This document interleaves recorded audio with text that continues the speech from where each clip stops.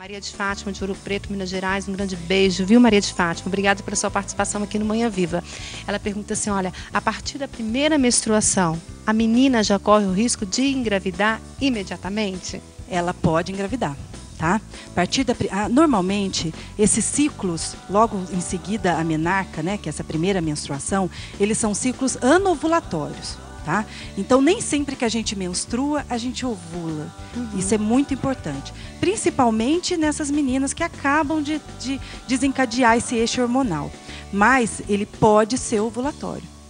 Né? Ele pode vir com todas as modificações, pode vir todo correto, iniciar com a produção do FSH pela hipófise, vai no ovário e produz o estrógeno, que recruta um folículo, que rompe e a menina ovula. E nesse momento ela pode engravidar, sim. Então tem esse risco, tá? É outra participação importante da mãe. Da mãe, de orientação, né? E de cuidado também. Principalmente, como a doutora acabou de dizer aqui, dessa influência, né, maciça da mídia. Coisa seríssima isso, viu, mãe? Toda atenção é muito pouca. Ainda é pouco, né? Porque o mundo hoje tá demais, né? Olha, a Cristina de São José dos Campos, um grande abraço para você também, viu, Cristina? Obrigada pela sua participação aqui com a gente. Minha filha teve sua primeira menstruação e tenho percebido seu humor alterar. É normal essa alteração de humor? Tem muitos mitos que a gente até estava conversando que vem junto com essa menarca, né? E a menarca, ela aumenta a chance de TPM. Olha, o período que a mulher está menstruada, né, esclarecendo isso para a Cristina, é um período em que ela está mais sensível. Além disso, essa menina está numa fase que é a adolescência. É uma fase que tem uma influência dos amigos muito grande. É uma fase em que é difícil o relacionamento com a família, às vezes. Ela não quer muita opinião da mãe. Então, já é uma fase mais delicada. A gente considerar que a menarca, pessoa que teve, às vezes, essa primeira menstruação mais cedo, ou que tem essa primeira menstruação regular ou irregular, se ela vai ter mais TPM, isso é difícil para a gente falar por causa dessa fase que é a adolescência e vem com várias modificações no humor, tá? Mas é comum. Como toda mulher, toda faixa etária, a Cristina vai notar que vai ter épocas que a filha vai estar mais sensível, até sensível fisicamente. Tudo dói mais, tudo incomoda mais. Às vezes surge aquela espinha que ela não queria que surgisse. E principalmente nessa fase, né? A mama está dolorida. Então, tudo isso incomoda e pode, sim, vir com a TPM, vir com mudança de humor. Agora, outra dúvida também é com relação aos corrimentos, né? Que muitas mães têm muita dúvida com relação. O que é normal e o que é anormal, né? Quando que eu tenho que tomar algum tipo de providência? Como que isso acontece? Uma das principais queixas de consultório é isso, disse. É a questão do corrimento. A mãe chega lá e fala, a calcinha dela tá sempre suja, e a gente lava, e mesmo assim ela tá com a calcinha suja. O que está acontecendo com a minha filha?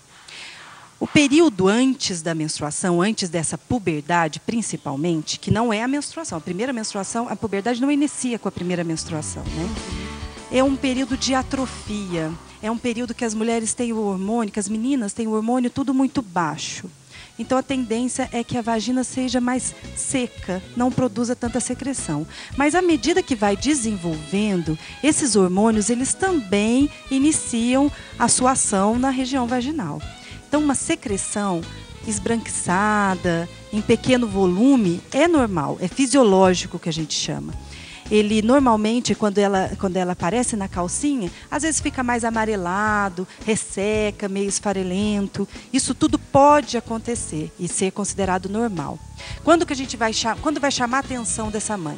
Quando tiver cheiro forte, principalmente aquele cheiro que ela toma banho, passa 1, 2 horas, já está sentindo que a calcinha está com cheiro forte, ou está com corrimento mais fluido, amarelado, coceira não é normal. Tudo isso a gente tem que pensar em tratar, tá?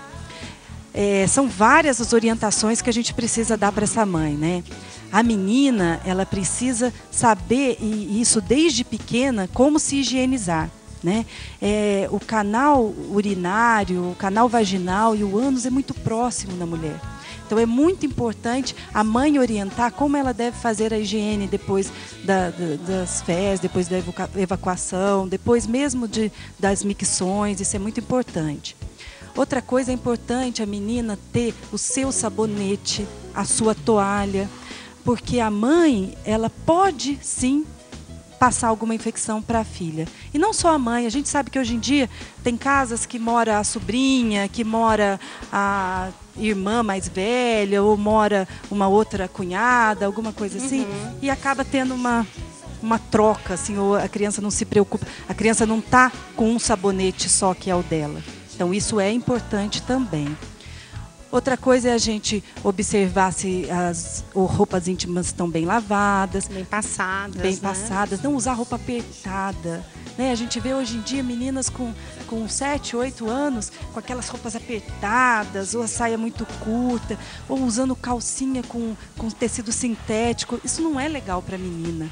Ela precisa estar com a roupa adequada para a sua idade. Ok. Tem outra pergunta aqui, a da Carmen Lúcia. Obrigada, Carmen, pela sua participação. Ela está perguntando assim, o que tem levado as meninas a ter essa menarca tão precoce? O que tem acontecido com elas? Você já falou algumas coisas, né? Mas ela queria saber assim, o que tem causado isso tão cedo nessas meninas? A modificação dessa idade, que antes era de 9 anos, agora a gente considera normal, até acima dos 8 anos, é principalmente pela exposição que essas meninas, exposição de sexualidade que essas meninas já têm muito cedo, tá? A menstruação, ela tem uma relação muito grande com o sistema límbico, que é uma região cerebral que tem relação com o nosso emocional, que tem relação com os estímulos que vêm de fora, que tem relação com o que essa menina está vendo, muitas vezes dentro de casa, não é só pela televisão não, tá, Dirce? Muitas vezes a menina dentro de casa está sendo exposta a músicas que tem muita sexualidade. Tudo isso estimula o desenvolvimento dela, estimula o sistema límbico que começa a desenvolver toda a produção desses hormônios gonadotróficos que a gente chama. Então, é principalmente por isso. Olha que interessante. Então, essas coisas externas, né? Elas fazem... Muitas vezes as pessoas acham que não tem nenhuma influência, são essenciais, né? E pode modificar até uma coisa fisiológica. Coisa interessante, hein, doutora? Com certeza. Tá certo. Ai, gente, tem tantas outras perguntas que eu queria fazer aqui. Eu mesma, né, tenho muita dúvida. Quando a gente tem uma menina caminhando, né? A minha tem 7, né? Mas...